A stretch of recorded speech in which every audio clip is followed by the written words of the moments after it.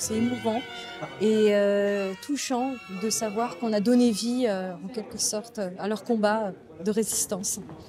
Je pense que dans les camps, c'est de ça dont ils rêvaient.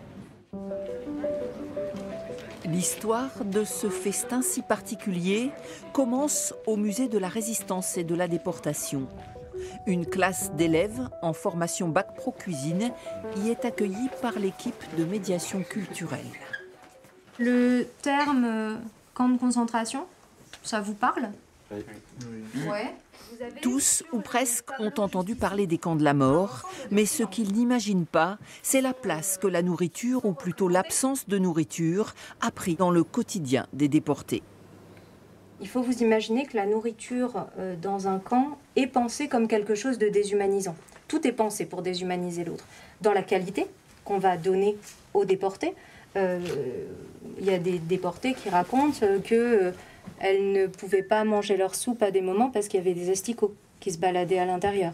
Il y a le témoignage d'un homme qui s'appelle Pierre Rollinet qui dit qu'en 5 semaines, il a perdu 25 kilos. Et il faut vous imaginer que ce système-là, il est pensé. Parce que pour les nazis, ces déportés qui sont là, ce ne sont plus des hommes et des femmes, ce sont des stucs. Ça veut dire un morceau, une pièce.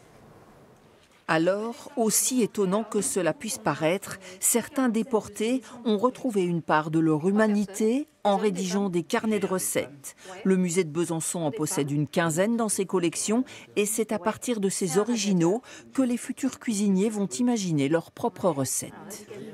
Elles ne coûtent pas. Ah, c'est le tricote. Elles sont en train d'écrire une recette de cuisine. Pas n'importe quelle recette de cuisine. Elles écrivent la recette de la langouste thermidor.